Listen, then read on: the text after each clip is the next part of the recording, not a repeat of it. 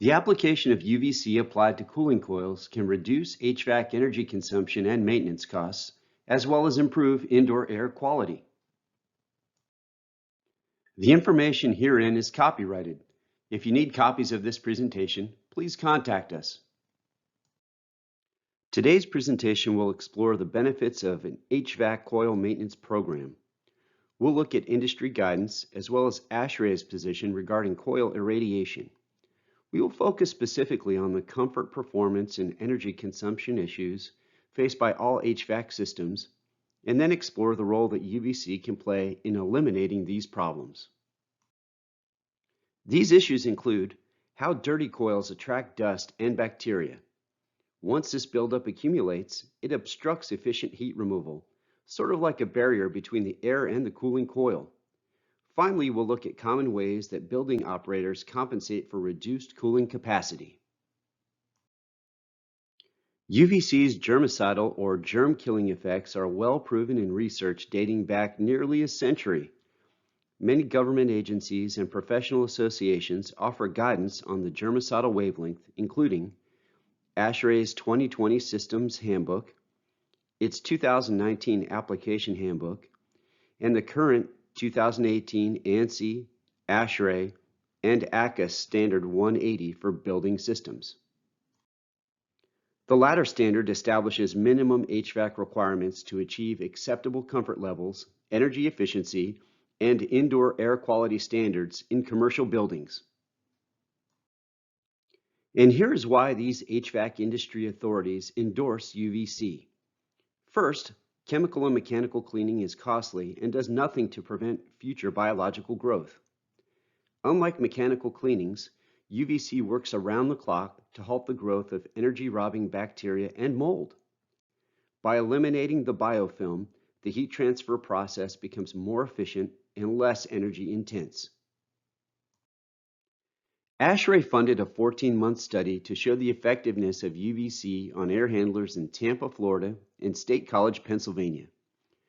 Researchers found the potential improvements in indoor air quality from the use of UVC exceeds the energy savings. UVC helps save roughly 4.5% in energy, with most of these savings derived from reduced fan use. Improvements in heat transfer and pressure drop occurred quickly, 1 month or less in at least 2 of the test sites. Remember, the purpose of an evaporator coil is to strip water from the air, so microbial proliferation is not limited to just humid climates. Dry, arid climates, and even cold climates have these same issues. This is a typical view of the biofilm or slime that is often seen accumulated on a coil.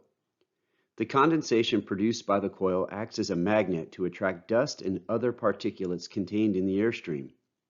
Once present, these particulates act as a food source for bacteria and microbes, which quickly multiply due to the moist and dark environment inside an air handler that serves as an ideal growth medium for biofilm. However, once the coil is exposed to the UVC energy, this biogrowth will begin to ooze off and return to its original design capacity. Without proper maintenance, foul coils and drain pans can become a breeding ground of microbial activity. Biofilm acts as an insulator and prevents the efficient transfer of heat to the cooling coil. This also means the air handler must work harder to provide the necessary amount of cooling and airflow to maintain set temperatures. In addition to uncomfortable building occupants, a dirty coil can reduce cooling efficiency by up to 25% and increase energy use. Conventional mechanical and chemical cleaning methods don't always work. This is a great visual that shows a pressure wash coil that was physically cut in half to judge the cleaning effectiveness. Pressure washing pushes bacterial contamination further and further into the coil. Compacting this dirt deeper in the coil raises pressure drop, restricts airflow, and reduces the air handler's ability to remove heat and effectively condition the air. So let's look at the issue and how UVC provides the solution. Buildup of organic matter on coil fins lowers heat transfer efficiency and increases pressure drop. Remember, the higher the pressure drop, the more energy it takes to move air through the air handler. In these two illustrations, the air is traveling at a typical 500 feet per minute approach velocity. In the bottom illustration, we've added a thin layer of biofilm to the coil fins, which forces the air to move faster and inhibits heat transfer. So now there are two forces working against efficiency. First, there is less time to condition the air because of the increased airspeed. Second, the biofilm acts like a layer of insulation between the coil fins and the warm air that prevents efficient heat transfer. And it doesn't take much biofilm to make a huge difference. A layer of biofilm that's about as thick as a strand of hair causes interstitial velocity to jump up from a conventional 850 feet per minute to 1,000 feet per minute. In other words, limiting the space between the cooling coil fins makes the air move 18% faster, and faster moving air has less time to release heat, resulting in less efficient cooling.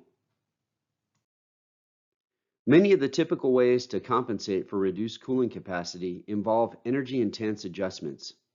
For example, operators usually attempt to increase the airflow or fan speed. When that's not enough, they'll pump more chilled water and crank up the chillers. Each of these interventions carries a hefty energy use penalty. The solution is to restore cooling efficiency by adding UVC fixtures to the downstream side of the coil, also known as the wet side, where the mold has the best place to grow in the damp and dark space. Aluminum fins offer a highly reflective surface to allow the germicidal energy to travel deep into the coil. The visual difference is noticeable quickly. To help evaluate the HVAC energy saved, we have an ROI calculator that demonstrates the increase in cooling capacity and how this translates into concrete data. Most systems will see sizable energy savings resulting from a reduction in coil pressure drop, an increase in airflow, and increased heat exchange efficiency. Engineers need to determine how much UVC energy is needed to do the job. For example, a stationary cooling coil receives UVC energy around the clock, so the intensity can be lower. In the case of a moving airstream, however, exposure time is limited in some cases to fractions of a second, so UVC intensity must be substantially greater. While there are many environmental factors that must be considered, a basic coil cleaning system can be sized merely by measuring the coil surface area or measuring the coil height and width under consideration. We also offer the UV Select phone app that helps size an installation and determine a budget price in just minutes. We hope that you have found this information helpful. Please contact your regional sales manager or uvr.info@uvresources.com with any questions.